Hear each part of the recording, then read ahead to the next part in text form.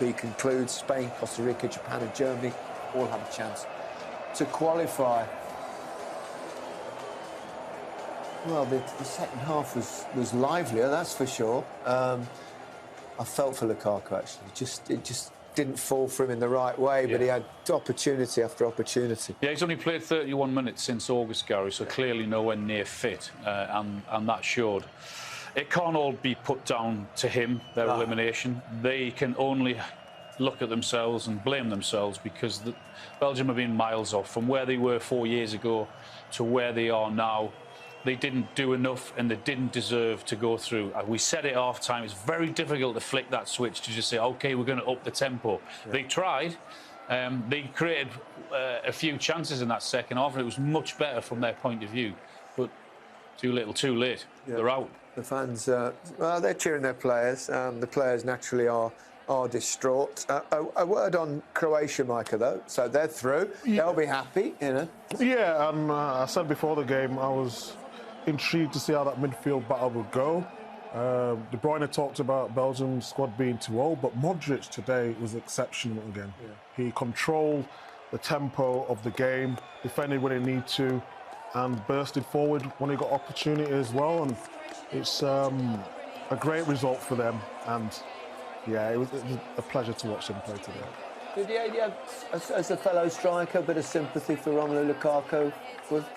I suppose we've all had those days. Yeah. Well, Alan has. Alan definitely. we all did, but we cannot put the blame on someone who's been injured for almost the past 2 months, and he comes in for 30 minutes and you want him to win the game. Yeah. I mean, as a striker, he maybe should have been a bit more on his toes, but it's very difficult to blame him for this. I mean, it's going to hurt him, that, Alan, isn't it? Oh, yeah, it will hurt him. But I said it, he's only played 31 minutes since August. Yeah. He clearly was nowhere near ready. Otherwise, they would have brought him on a lot earlier. They might have even started him. So they were only going to put him on if they were in a desperate situation, which they were. They improved when he came on. At least they then had a focal point. At least they could start and put balls into the box. They had a little pace down on either side, and that sort of helped them and changed them. But yeah, his lack of game time is yeah, we're going to go through his we're going to go through his chances one by one, mainly because there's not a lot else in the match, was there? Really, but this one hit the post, didn't it? Inside of the post, and you start to think maybe it's not my day straight away. Yeah, but he was in a good position, obviously, to make a tactical change at half-time, and he did make a difference. De Bruyne started getting in little pockets, Carrasco getting in there as well. And he just looked a bit rusty, if we're being totally honest. There were players in front of him, so he had to go round them a little bit. But, yeah, well, Lukaku's quality, he expected him to. What did you do there? What did you do there, Didier? I think it's difficult because there's the defender in front of you, plus the goalkeeper, and this is his right foot. And the way his body is towards the goal, I mean, it's very difficult for him to turn, twist, and then score that goal. Yeah. I think this one is difficult. Yeah. He had a header that just went over the bar that was probably the most glaring miss, but we do feel the ball went out, and he was given out in the end. Well, it would have been given out in the end, I should say. It comes down his left-hand side. It's a wonderful ball in. Again, he's just not on his toes. He doesn't anticipate it, where the ball's going to drop. Thinks about it a little bit too late. But, you know, we see here. It's out anyway. So it wouldn't have mattered anyway. No. They've scored 1 goal, Gary, from 34 shots in the 3 games. It's not all down to him. It's not his fault. Look at what happened in other games. Look at what happened in the first half, when clearly they weren't good enough to go through. Right. Next one, kind of a couple of them actually kind of almost collided with him. You're talking about you need to be on your toes, but sometimes when when you've not played much football as well, you can get a bit heavy-legged. Yeah, you need a few more games, to find the rhythm. But I think there's situations where I believe if there were a positive team, if the spirit was good, maybe one of these chances will go in. Yeah, it's funny, isn't it? The energy, the energy, positive energy exactly. You need. I just wanted to ask you about his body shape there, because he likes receiving the ball and being the big man and holding the ball and laying it off.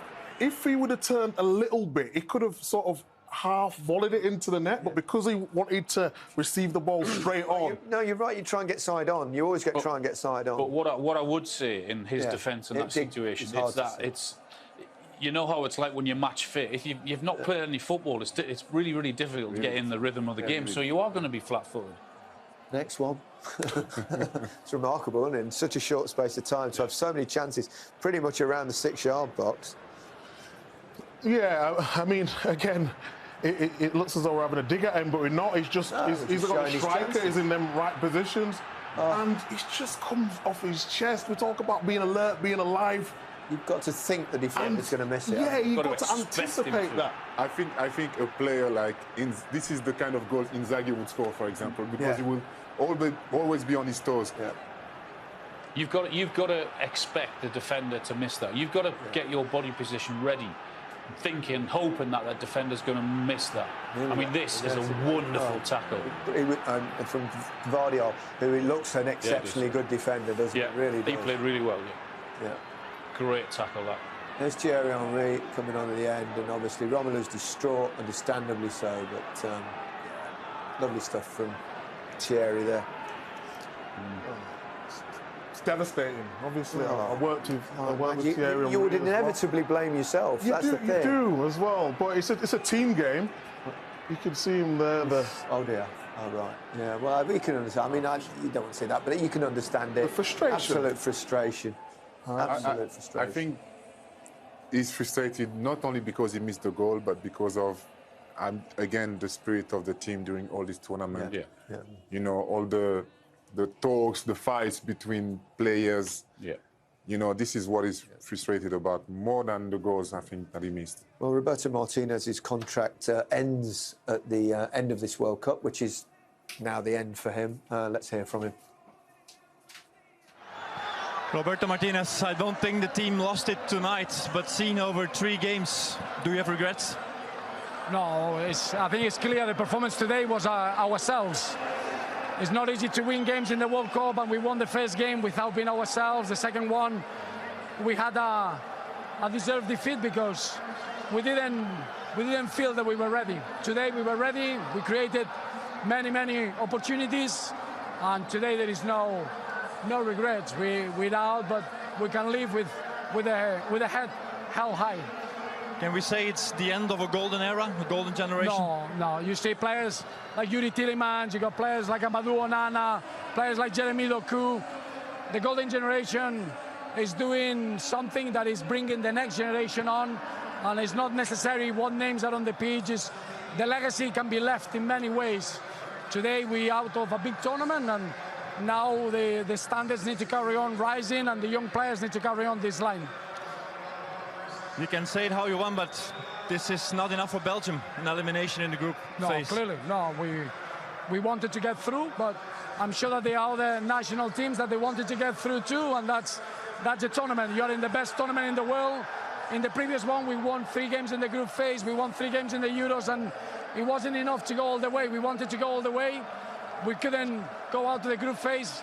For me, it's the same feeling. If you don't reach till the end, it's trying to fight to get there. But today is a way to lose that you can accept. One more thing. You want to stay as a coach of the Red Devils? And now is not the moment.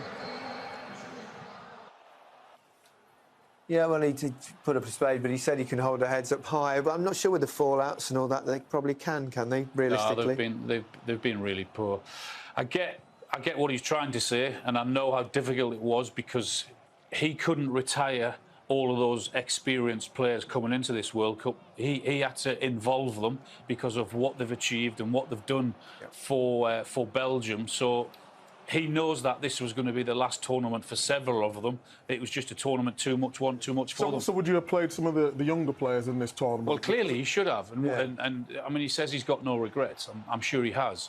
But they didn't deserve to go through.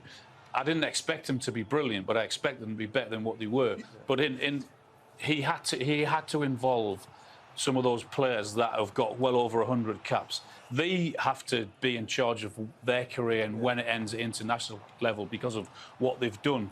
I just think that this tournament has just gone on that little bit too long for a lot of those experienced players. But if he wouldn't have started Hazard, say, in the first game, it would have been a bigger story. So it was a catch-22. I don't think so. I don't think so, because Hazard hasn't played for the past, 2, 3 Well, realistically, 3 years at least. You know, so...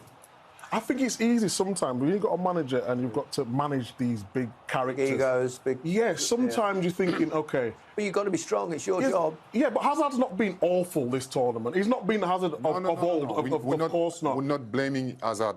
You know, that's where Didier Deschamps is really good at. You know, he's bringing new players who never played for a World Cup, and they're starting the game. So he's bringing this competition between... He's saying to the old guys, hey, be careful, because... You know, this guy can be there. He can start. Look at Varane. Varane now is in a difficult situation. You've also got to have players coming through ready to push those players out. I mean, well, use Wout Farce as an example. I mean, you can't. What I've seen of him in the Premier League really for Leicester, he's better than what they've got defensively for Belgium. So I don't understand why he hasn't. Let's switch it to Croatia. I mean, they have gone through. So you know, they've kind of done it. They've got experienced players, old players, but they brought in people like they've got Perisic and Modric, and you know, but they've got like players like Gvardiol coming through, for example, who look really. Perhaps they've handled that evolution a little bit better. Yeah, exactly. Yeah, I think they've mixed old with the new. And I think that's what Belgium could have done and should have done looking back now. But I think it's easy to say that. But Guardiola today was excellent. And he's been excellent all tournament. No wonder they've got, you know, array of teams looking at him, because the way he comes out of the ball, the way he reads the game, the way he goes into a tackle, that tackle with Lukaku at the death as well. I know they won their first game, but even in that first game, they didn't play well. And for this game, it was 15 or 20 minutes where we said, OK, we're on the way out here. We've suddenly, all of a sudden, got to get some energy from somewhere. And that occurred. So that tells you there has to be a problem within that squad. And it's been pretty obvious what it is. Well, one team have made it through. They've done it with 7 points too. Is Morocco. Excellent performance from them. Let's see how they did it. And so they should be. It's only the second World Cup where multiple African teams have progressed to the knockout stages. Senegal, the other. Algeria and Nigeria both progressed in 2014. And there we have confirmation: Morocco and Croatia go through. And that's a real fillip for African football, because after the first round of matches, they were struggling. Yeah, and in 2018, none of those teams qualified for the next round. So to see Morocco winning the group, the way they played, with a lot of intensity. I know the manager, we played against each other in second division in France. He likes to press, he likes to play well. So the team is playing like him. So I'm really happy for what he's doing. What were you doing in the second division?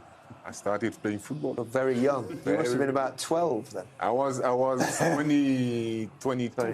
Oh, right. So you're a bit of a late developer. Exactly. You developed very well, Thank I'll say. Very well. What an achievement for them to finish top of that group with Croatia and Belgium in that group. You wouldn't have got much on that, would you, going into this tournament, them finishing top? Did you expect Morocco to come through so convincingly? I know that the manager won the African Champions League with this team, and then he came with the national team, and I knew he was going to bring the intensity, but I didn't expect them to finish top of the group, to be the best team of this group. Yeah, fantastic stuff, really. We've got some good players though as well. Ziyech's been performing well. Hakimi is one of the best fullbacks in the world as well. And it's nice to see it actually coming together. Group winners, they might. I mean, it's tricky, but don't know in that group. Could well play Germany. I think if it goes to form, you expect Spain to win the group and Germany to go through. That would be something. That would be a good game. Yeah, good game. I want to see these African teams progress. Yeah, of course. Yes, of course. Good. Didier, thank you. Always great to have you. Micah and Alan, thank you both very much indeed. Well, that's it from us. Every now and again, you get a game that's not really worthy.